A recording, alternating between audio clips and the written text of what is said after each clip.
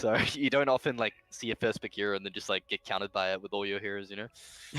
That's true. That's true. I mean, look, Timbersaw's an interesting strat. hero like that, right? Because it's hard to lose a game to just a Timbersaw. Yeah.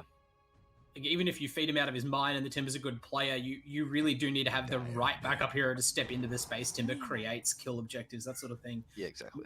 And they follow up with the Lena, so they've got a really strong support combo, which is what we saw the Sad Boys lack last game.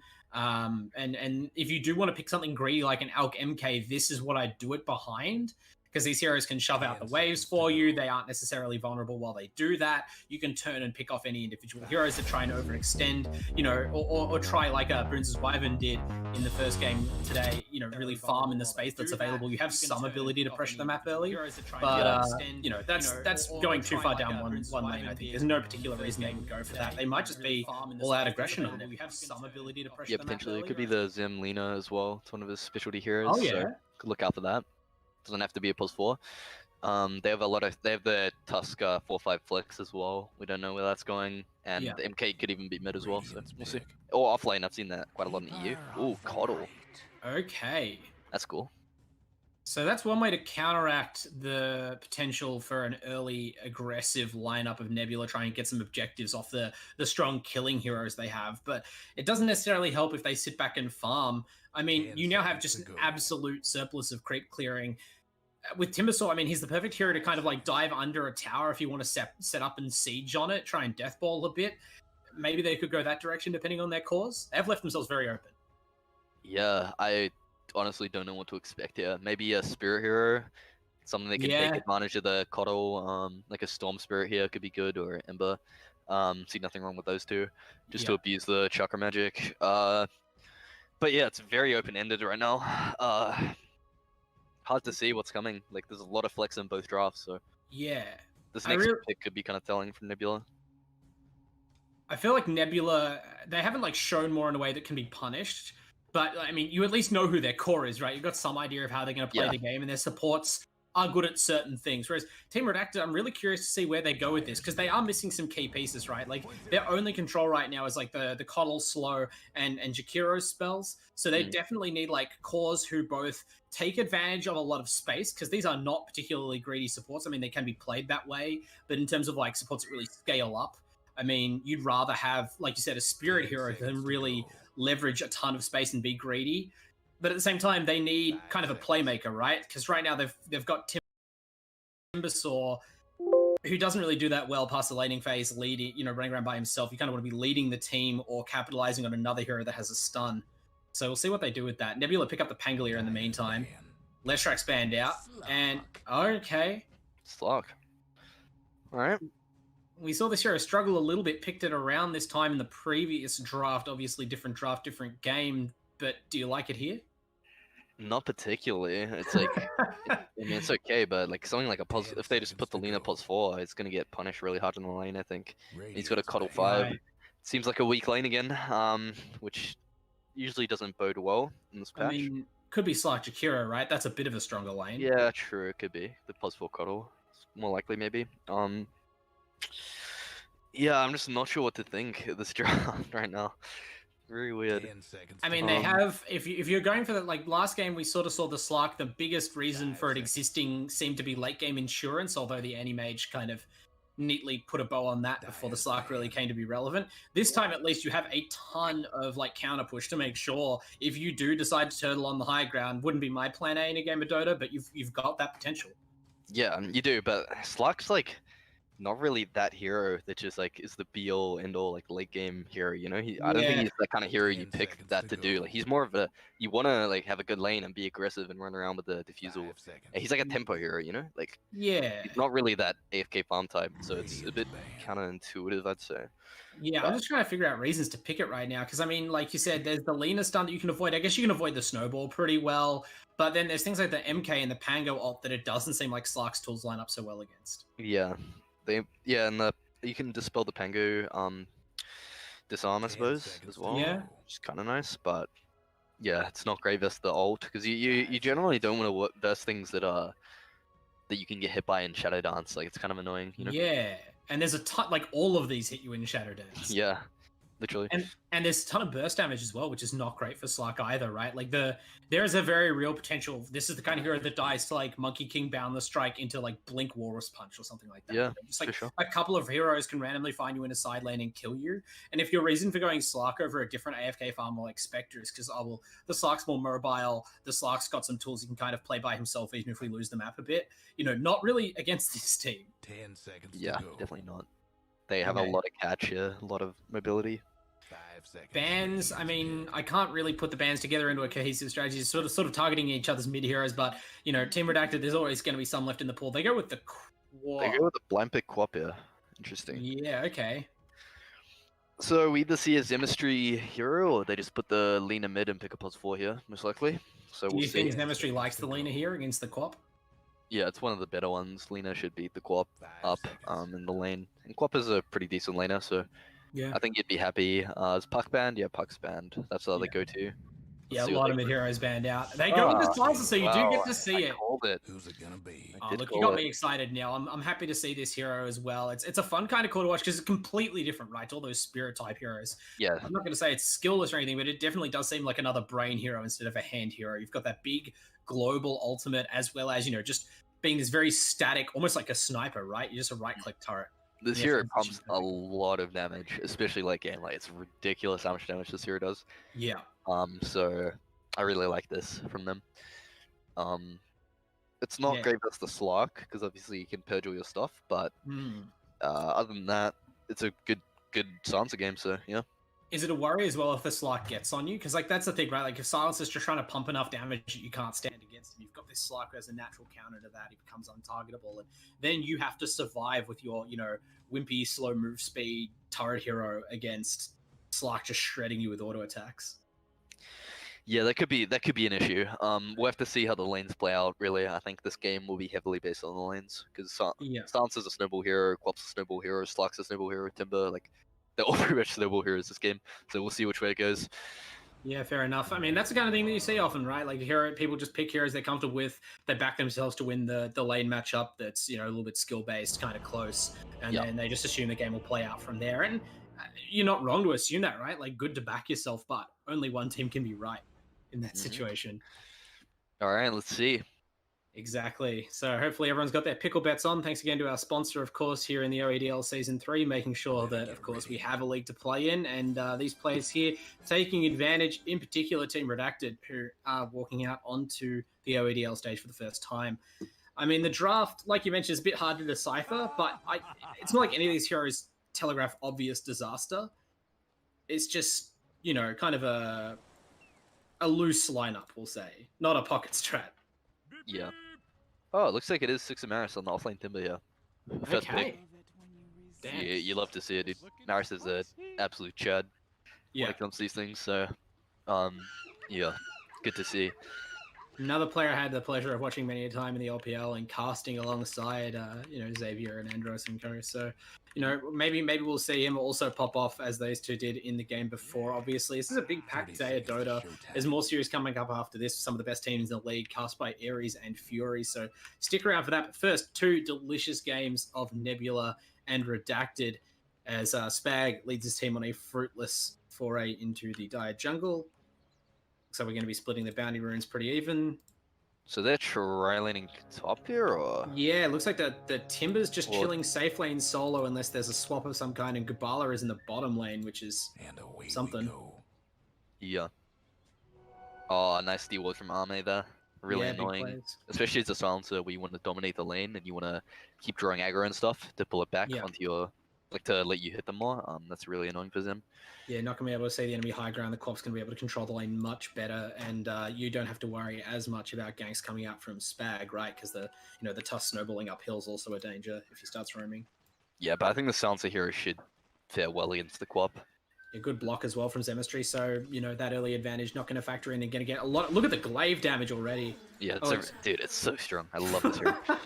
Just abusing this Quap already at level 1. I mean, we'll see how that lane plays out. Obviously going to take a little while, but the silencer pick looking good right now. Meanwhile, in top lane, this interesting solo safe lane Timbersaw, a bit reminiscent of Moo, digital chaos type laning. We'll see if Maris can pull it off. Yeah, we shall see. You got RYM Rim down the bottom on the Monkey King. I mean, this offlane Slark Jakiro, I mean, obviously, and the Coddle's in the jungle as well right now. Actually, trying to kill Spag's Courier does get it even, so that pesky Coddle just abusing the 350 move speed and running rings around the Spag Tusk. But try versus tri lane now, some real classic Oz Dota. Yeah, very aggressive here. Arme's Coddle gets caught out. Great boundless strike from ROM, just immediately spots that's a step too far, mate, and chops the Coddle down. So after the highs of that Courier first blood, the lows of giving up actual first blood to the enemy carry. Oh no, sorry, it's actually the laner who got a Monkey King just threw out the tip. So yeah, I'm just most interested in watching this mid laner now. Oh yeah, this is an interesting matchup. I'm not really, I mean, I think Quap doesn't do that bad. Like, she can kind of fare her own. That feels like that was why they picked it, right? Like, because Lena was already picked up, who's another classic, like, oh wow, Alma actually goes down again a second time in the bottom lane already. I mean, there are 3 stuns, right? So if your Coddle, like, walks too close, you just die immediately, which is what's happened. But maybe you would have learned the lesson after the first time, I'm not sure. Third time's the charm, we'll see. But yeah, actually, Zemistry going for the kill. He gets out the last word. It's going to pop on the Quap, but yeah, okay. I mean, doesn't even have the blink, even if she wanted to get away and risk that spell, but definitely getting bullied out by the Silencer right now. Feels like they just had to pick something because they weren't sure if it was going to be the mid laner or something else, and this is the result of just good drafting by Nebula. Yeah. Oh. That's not going to quite do enough. Level 1. Even Fairy Fires to make absolutely sure, but 100 health left over is pretty fine, and has the Salve as well, so... I mean, the Quap's staying in the lane. It's some kind of win, but spending a lot of money on regen, it looks like. Yeah, and the more times you get W, the less your base damage is as well. Like, it's the snowball effect. Meanwhile, Gubala actually the next victim on bottom lane of this tri-lane going in. It was the Dire who forced this try-on-try situation, but it's not working out for them right now. They are 0-3 right now. Can't even get the retaliatory kill on Spag, and I mean, just the damage and control coming out of the Radiant tri-lane is way higher. The Slark's weak laning phase is just getting amplified here. Yeah, you don't want to be a Slark in a tri-lane, generally. It's very sad. What? Yeah, it makes it strange that they drew it up like this. Like, they moved the Timbersaw to the top lane immediately. They did not respond to some laning. Quap? Okay, they're going back in, actually. Quap's dead under the tower, but meanwhile, the bottom lane, the Slark's actually going in aggressive. They're trying to kill RYM on the Monkey, but he's just monkeying around right now, completely fine. Actually, no, sorry, goes back in, seemingly giving up on his life, trying to kill MBTW. I thought he might have been able to slip away there, but without the mischief, maybe just decided to try and force a trade, and does so. There is an exchange of lives. I think you can afford to maybe give up a death given the lane was already going well, but that's something back for the Dire. And maybe they can get Henlord if this... No. Nah, level 1. Should be fine. Oh, I thought the Slark might even walk in as well. He does have the pounce back up, but he wasn't even interested, which is fair enough. Zemistry's actually getting kind of low in mid. Only has some tangos on him. Now that you're level 5 though, it's 2 N per hit. It's just so strong. Yeah, he feels very confident right now. Yeah, even this low, like, Squap has got to be very scared. She just doesn't have the nuke damage yet to finish him. Like, she has 2 points in Shadow Strike as well, so there's just no burst, and Zemistry knows that, like, in any fight longer than a second, he's winning the trade. Yeah. Definitely. 2 autos. Yeah, speaking of autos, the top lane right now is really just a boring slap fight, but the Pangolier is getting a lot of farm compared to what you normally expect for an offlane Pango, and again, I'm interested in the wisdom of this Six Amaris Timber. He is top of the farm right now as RWM gets another kill at bottom. They might even line up more, or they might trade Spag. Spag's gonna get traded. Good pounce by Gubala to finish things off. They avoid the Monkey King who managed to proc his Jingu. Bottom lane's kind of evening out now, it seems like, for the Dire with Gubala getting these kills. Yeah. I guess not looking too bad. Pretty even. But yeah, are they still fighting? They will not let me talk about top lane. I just want to look at the boring lane where 2 melee heroes are hitting each other. There's kills happening. No, okay. Looks like bottom lane has come down for a moment. I just wanted to ask, what do you think of this Timbersaw, right? Because this does seem like this is what they were trying to set up, specifically this solo lane Timber. How does it pay off? I mean, it's a good Timbersaw game, right? Other than the Silencer. The Silencer's really going to chunk this up. Oh, Quap was like 20 HP mid, by the way. Yeah. But yeah, this Silencer is going to chunk the Timber, so I'd say it's not going to fare too well going to the mid game. Although, oh no. No, I mean, he is playing under Friffles' tower. Friffles is getting quite low here. I mean, disarming the Timber doesn't do much to him.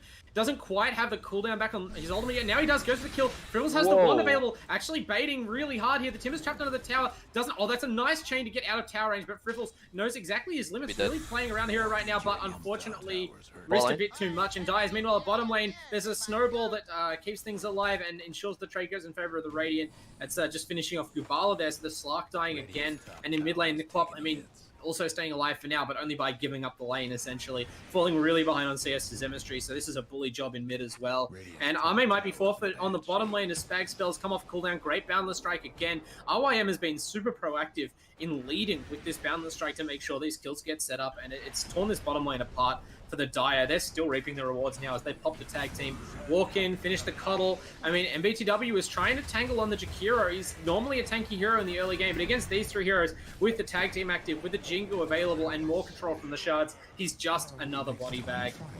9-3, most of the action in bottom lane, and no lane changes forthcoming from the Dire. Yeah. I guess they can't really do anything to change it up. Like...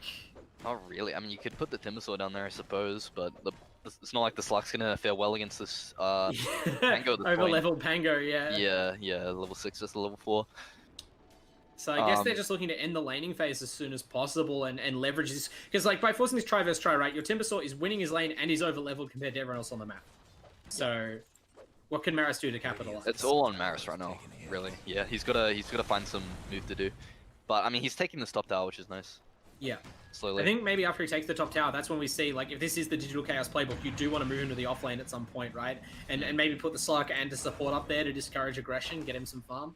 Yep, sounds good. Zem is just an absolute bully in this mid lane. Yeah. Level 4 on the Glaives of Wisdom now, just so much damage.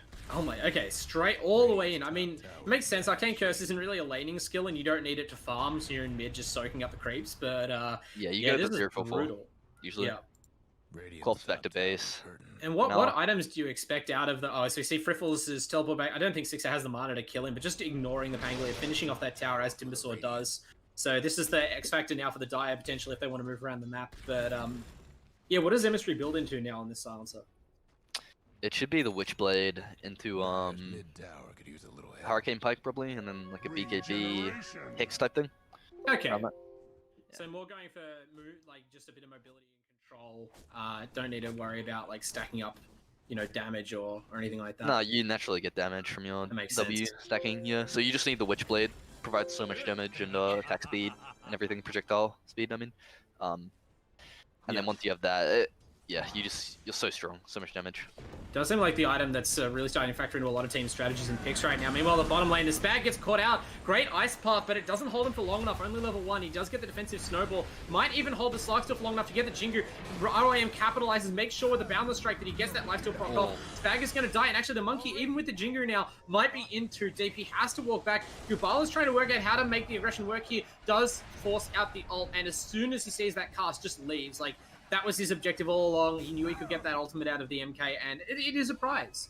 Now, especially, well, actually, the Quappers rotators, they're going to immediately try and follow up now that that's on cooldown. Yeah. Should just dive here, use the Boundless Strike already. Sonic Waves available. Can't find the Monkey in the trees, though. Quap's looking for OYM. This is starting to get a little bit bad. MBW dies and chased off this massive Radiant reaction. Oh, no. And that was huge hesitation by the Quap there. Yeah, the tips come out. That's brutal. Oh, that's good. I mean, you blinked, you felt confident he was there. Surely you aren't expecting to just see the MK right on top of you. Just throw your spells. Yeah, I think you just have to commit early there. Very interesting. He's gone 3-1-1-1, so maybe level 1 Scream. He thought level 1 Scream and Sonic Wave isn't going to get the job done by itself. But, yeah, potentially. They're just playing so aggressive now with this ward. Yeah, the tower. Radiant just roll in. I was expecting Maris to rotate and use his strength from being in that solo lane against all these underlevel trailing heroes, but it's actually Friffles on the Pangolier. Doesn't even need the roll, just cruises in, picks up a kill and some bounties. Maris is hitting the tower. Well, now he's teleported, but it's a bit late. H1 just getting aggressive on the mid Quap. Spag as well. They're just going to take him down. Yeah. Tag team making the support Lena hit like a truck. Nice little combo there. Yeah. Zim's farming out top, going in for that Witchblade, as I said. Yeah. MK is going Diffusal Blade this game. I like it versus the Timbersaw and the Slug. Mana hungry seems like a heroes. great item. They're still trying to set up on this Radiant Tier 1 at bottom. I mean, it'd be good to get that off the map, but I feel like Gubala is really exposed in this lane, and the top half of the map seems very open right now. You surely want to get some farm up on the Slark. Yeah, I think he needs to get out of the red zone, you know? Yeah. Meanwhile, Lena actually just gets soloed mid by Sixer on the Timbersaw. So look, credit to Sixer, definitely using what the team's given him. Yeah, I mean, he's putting in a hectic performance so far, but... Looks like he might be the target of aggression here. Zemistry's cruising him with Spag. He has the Quap in support, but she isn't feeling that big a presence right now, and actually, yeah, they buy just enough space to both retreat, so I guess that's a win. Looking to go bottom now. The Pangolier is already ready, though, so Sixer's going to have to hustle it down. Line up against his opposite number. Friffles is just walking all the way in. He fears so little on this team. Like, there's no control to stop the roll from coming off mid-fight. Just going to get it now. And that's an instantly dead Slark. Jesus, the Lacuna Blade destroys that fragile carry. Oh my god. Yeah. That was just kind of like a 2v3, it feels like. Sixer does kill RYM, though. I missed that. Yeah, wow. Wait, is that a... Oh, wow, he solo killed him. Yeah, Man, he just solo Sixer killed the monkey. Maris. I mean, maybe he was on a tree. Yeah, he must have cut the tree. It astonishes me how Sixer Maris didn't get picked in the draft phase of this tournament. Just one of the best on the server. Yeah, that's a funky one. But I mean, look, maybe this is the play, right? You come into the league late on Team Redacted, and I'm not saying that like Sixer's not committed to this squad, but I mean they're starting the league with the bottom standing. Okay, yeah. So you see Ame actually dying down the bottom lane. We'll have to leave that speculation for later. Friffles is in super deep right now. Maybe he's finally found his limits on the Pangolier. Does not have the roll available, but it may not need it. Spag's the one who rolls in. Morphball boys here. Okay, Spag, unfortunately, as the support gets clipped by Ice Path, he looks like he's going to take the death that Pangolier would have otherwise, but saves his core. In fact, Sixer using all of that power in the bottom lane. He's under the tier 3 right now, trying to get a follow-up solo on the Monkey King. But I mean, you can only make so much magic happen. Now Friffles has the rolling thunder. Sixer just ukes the Orcs in a tight circle, gets the chain away. He might live. I mean, he's not out because Friffles has the mana to chase the high ground. RYM also pursuing, gets the Boundless Strike. He's resisting the physical damage, but he surely goes down. He's got the urn on him as well, so that regen is just not what it would be, and finally dies to the Primal Spring of all things. Close. I mean, they tip him. It seems a bit unfair. Anything to get in the enemy team's head, dude. Yeah, he's trying to get the whole team on his back right now, but I mean, he does find his limit there. Like, he overextends all the way under the tier 3, and he feels pressure to do these super heroics because the rest of his team are just really struggling right now. Yeah. Like pressuring in bottom again. But RYM's here, he's got a defusal. A big ult from RYM. They might get out. Nice ice path by MBTW, sort of cuts off the Monkey King's attempt to start a fight. And I mean, this is a couple of Monkey ults so far. The commands haven't been really netting much. Here's the global. Can they turn? Quap's dead. Yep. Yeah, okay, they capitalize on the Quap. I was about to say, this is a very proactive silence that they're teleporting in, but it's actually the mid. This is the secondary fight right now, but they still get the enemy carry. Gubala goes down. They do trade off for this Lena, who is a bit of a prize right now, has a lot of kills, but now the supports are going to get mopped up by Monkey King and Friffles. Ame is sticking around, even loyalty to MBW, trying to save the Jakira, but surely just needs to bail out. Six is arriving just a bit late to these fights, it seems like, if he's coming at all, which is odd, because this is surely Timbersaw's peak of power in the game. And whether it's because he's afraid of the silence or not, he just isn't arriving where it matters most. Watches him come right there. Yeah. I just feel like this game's gonna start to snowball out of control here very soon. Yeah.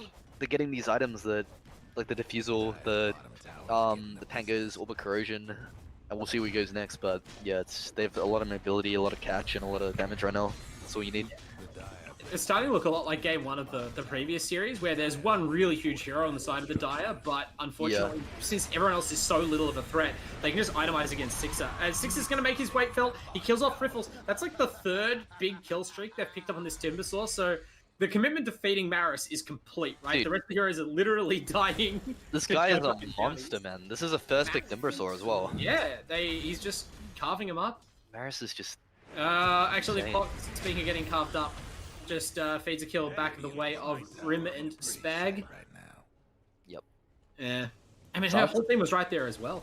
Silencer gets the nice ag shot now as well at 20 minutes, allowing you to actually farm and scale really fast, the bounce on the glaives, which is really nice.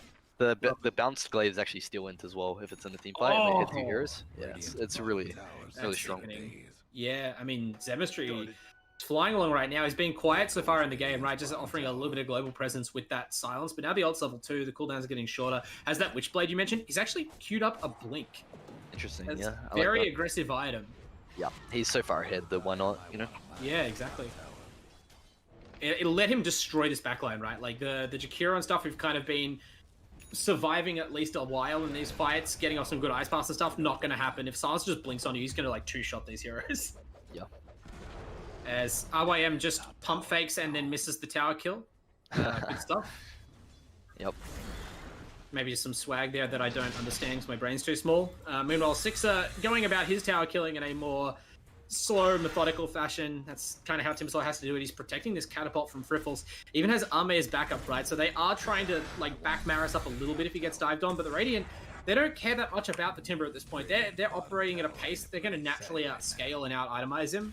And so their team is grouped up around their next objective, which appears to be the tier 2 mid. Maybe just the enemy triangle.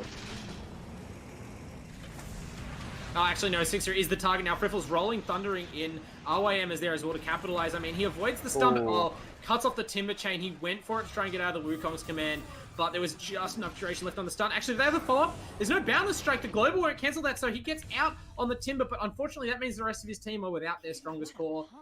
They might just manage to escape with low casualties and call that a win. Does Arme count as low casualties? I think he does. Oh, he actually conjures the Six and Maris Timbersaw back into the fight. That's what the Cuddle's here for. Just make sure your one-man army is present as often as possible. And so they recall him in. Immediate retreat from Friffles and company. I mean, he might not be so lucky. The Pangolin looks like he's going down now. Oh, and Kubala with the clip. Typical team fight contribution. Picks up a valuable board kill. I mean, they really need to spread the gold around. So that's actually great play. Yeah. Meanwhile, we've got the H-Lord Lenas in real deep. Oh, yeah, he got cut. No way, again? Surely not. You can't just solo well. Timber like this. Yeah, well, it's not going to be a solo yet. But yeah, wow, Maris, man. Season 1 finalist. Just the greatest. Yeah, I mean, we'll see the limits of this hero, I guess. This is, you know, classic Timbersaw, right? How far ahead can you get and what can you do with it? He is doing stuff, but far outs. His Quap is really struggling. Behind the Lena on net worth, which is emphasized by H-Lord, just flat out killing her in the mid lane. Not sure what you do from here. At least Quap is a hero that, you know, is sometimes played support. You offer some utility, just flat nukes that can be helpful in a fight, but it's a pillar of their lineup that's on the ground right now. Yeah. Maris straight back on that bot tower. Yeah. I mean, what else is he to do, right? It looks like they are just in the full-on let's stall until our Slark at least gets item phase of the game. Yeah, seems like it. This MK, I mean, he's not having the best game either, so he's died a few times. Yeah. This game's by no means too far gone or anything. Like, this is still pretty close here. Yeah, I hadn't clicked on RIM for a while, but those solo deaths of the Sim sort of hurt so much, right? Like, you mentioned the Diffusal Blade he was going for ages ago. Hasn't really improved on that. No, I mean, usually MK goes for the Maelstrom or the Battle Fury, right? Like a farming item. But he hasn't. He's gone for this Diffusal, which is aggressive, but could get punished here if they lose some fights. Yeah. I mean, in some farmed ways as well, but usually you want to be more active on the Silencer. I'd like it if he'd fight a bit more rather than hitting creeps, just to stack up that end, that kind of stuff. Let the MK farm.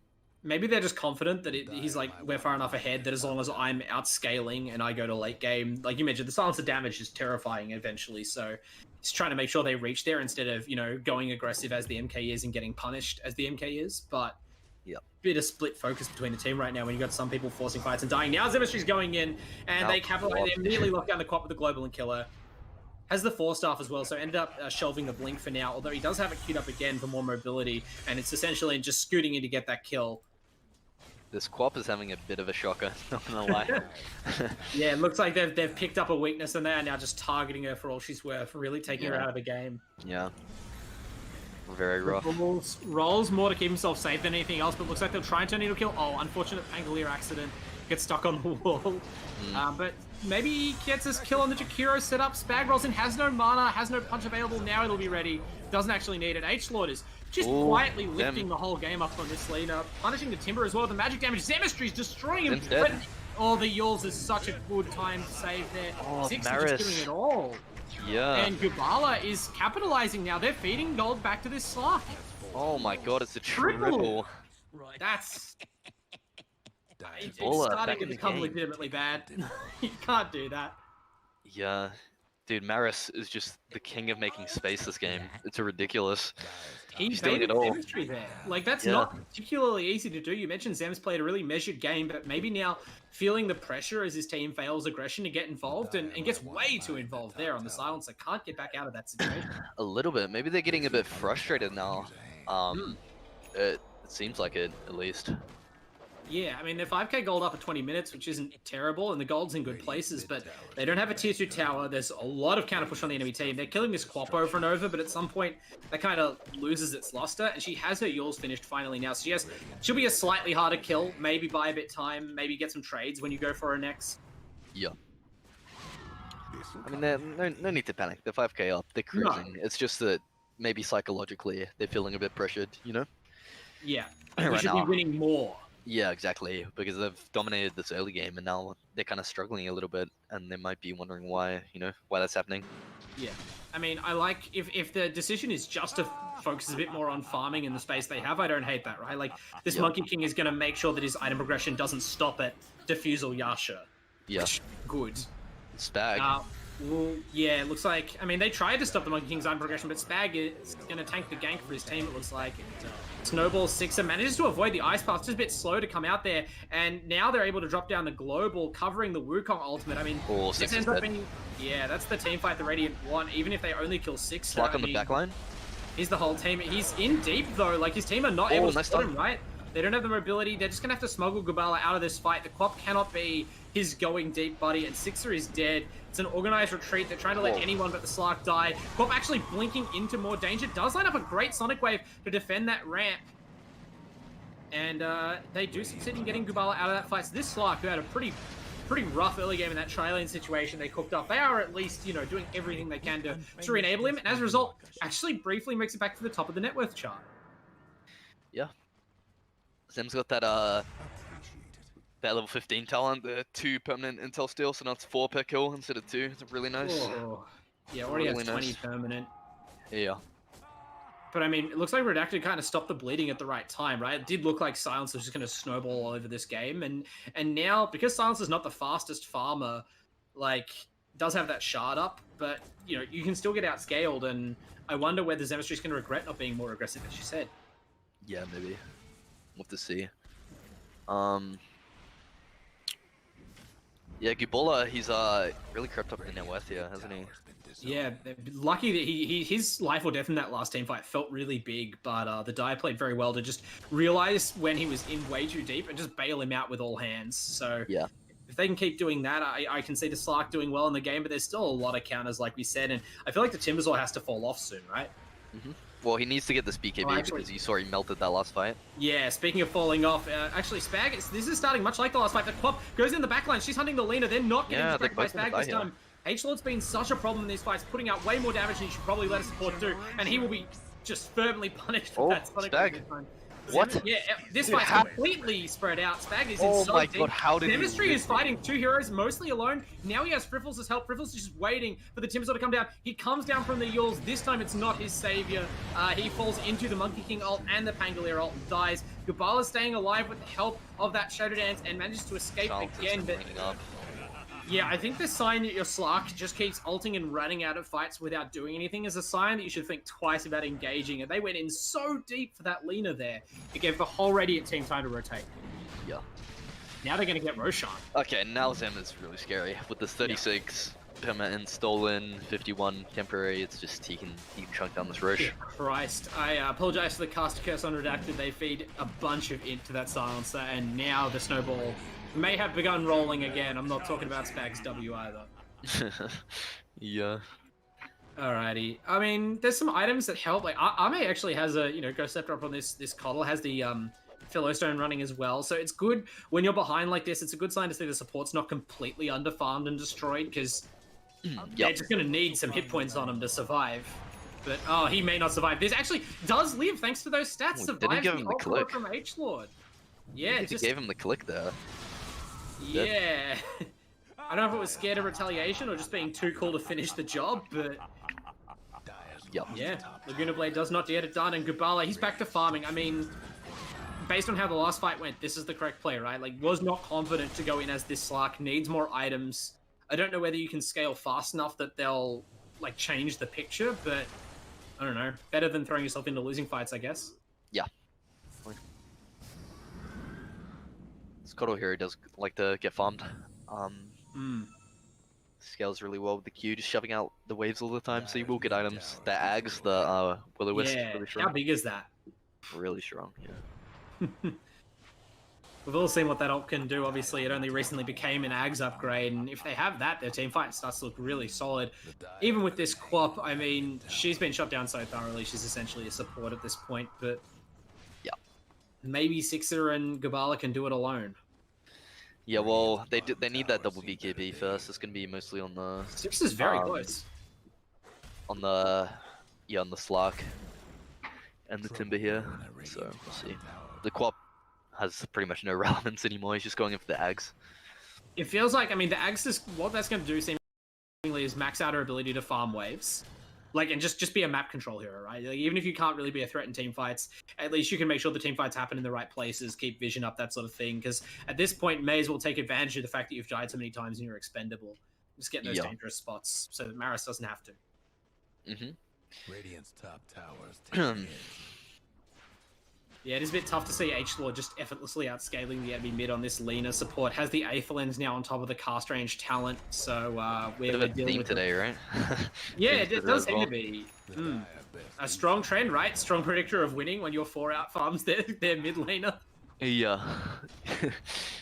Statistical analysis right there.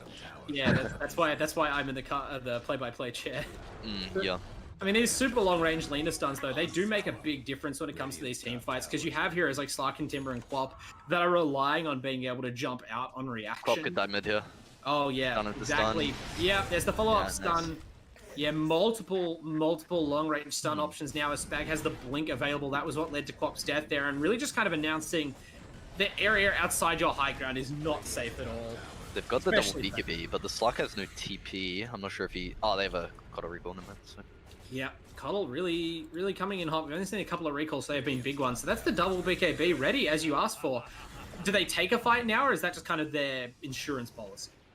Maybe wait the stages if you can, potentially. Right, yeah. Dude, Zem is a turret now, dude. Like, he has the attack range talent and the pike at the same time. Yeah. He's like a sniper now. He's become